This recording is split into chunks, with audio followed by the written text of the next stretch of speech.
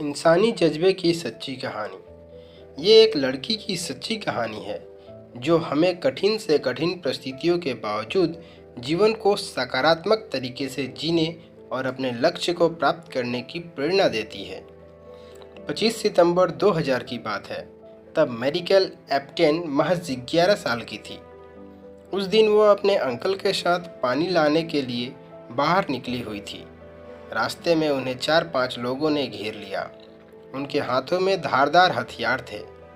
उन्होंने अंकल से जमीन पर झुक जाने के लिए कहा और उन्हें बेरहमी से मारने लगे। ये देख मैरिकेल सदमे में आ गई। वो उन लोगों को जानती थी, वे उसके पड़ोसी थे। उसे लगा कि अब उसकी जान भी नहीं बचेगी और वो उनसे बचकर भागने लगी, पर वो छोटी थी और हत्यारे आसानी से उस तक पहुंच गए। वो चिल्लाने लगे, मुझे मत मारो, मुझ पर दया करो। पर उन दरिंदों ने उसकी एक न सुनी और उनमें से एक ने गले पर चाकू से वार किया।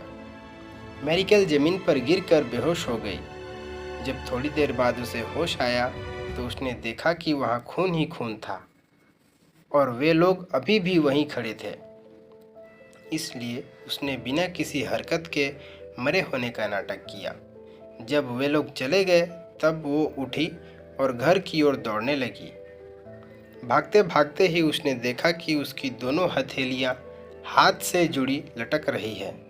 यह देख मैरिकेल और भी घबरा गई और रोते रोते भागती रही। जब वो घर के करीब पहुंच गई तब अपनी माँ को आवाज़ दी।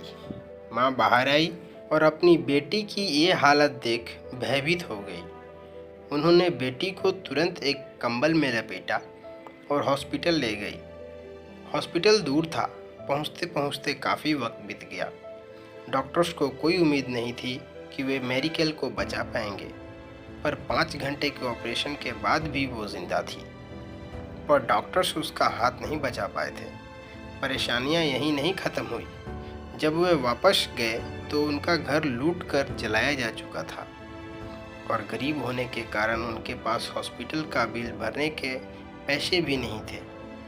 पर दूर के एक रिश्तेदार आर्चबिशप एंटोनियो लेडेस्मा की मदद से वे बिल भर पाए और अपराधियों को सजा भी दिलवा पाए।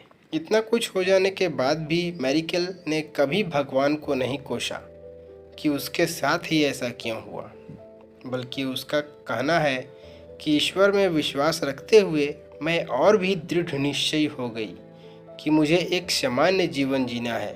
मुझे लगता है कि मैं दुनिया में किसी ज़रूरी मिशन के लिए हूँ, इसलिए मैं इस हमले से बच पाई हूँ। मैरिकेल ने हाई स्कूल की पढ़ाई पूरी की और 2008 में होटल मैनेजमेंट का कोर्स भी पूरा किया और बचपन से खाना बनाने के शौक़ के कारण 2011 में शेफ़ बनने की शिक्षा पूरी की। इतनी बड़ी डिसेबिलिटीज़ के बावजूद जीवन में आगे जाने के जज्बे को आसपास के लोग नज़रअंदाज नहीं कर सकते थे और जल्द ही मैरिकेल को मीडिया हाईलाइट करने लगा। ऐसे ही एक कार्यक्रम को देखकर होटल एडशा सांग्री ला मनाला फिलीपींस ने उसे अपने यहाँ किसी प्रोजेक्ट पर काम करने का मौका दिया। मैरिकेल के साथ काम करने वाले शेफ़ अल्जामिल बोर्जा बताते हैं, वो मदद के लिए सिर्फ तभी पुकारती हैं जब उन्हें कोई गर्म पात्र हटाना होता है या किसी शीशी का चिकना ढक्कन खोलना होता है। मैरिकेल आज भी उसी होटल में बतौर शेफ़ काम करती है और अपने जज्बे के दम पर लाखों करोड़ों लोगों को प्रेरित करती है। तो फ्रेंड्स, अक्सर हम अपनी लाइफ में आने वाली छोटी मोटी परेशानियों से घबरा जाते हैं और अपना विश्वास कमज़ोर कर बैठते हैं, पर आज की ये कहानी बताती है कि सिचुएशन कितनी भी ख़राब क्यों ना हो, हम उसे बदल सकते हैं। मैरिकेल की कही एक बात हमें याद रखनी चाहिए, यदि आप सपने देखें, कड़ी मेहनत करें और ईश्वर में आस्था रखें तो कुछ भी संभव है। तो दोस्तों, हमारी ये कहानी आपको अच्छी लगी तो हमारी वीडियो को लाइक करें और अगर आप हमारे चैनल पर नए हैं तो हमारे चैनल को सब्सक्राइब करके बेल आइकन दबाकर ऑल पर टैप करें, जिससे आपको वो हर वीडियो का नोटिफिकेशन मिलता रहेगा जो हम अपडेट करते हैं। Thank you for watching.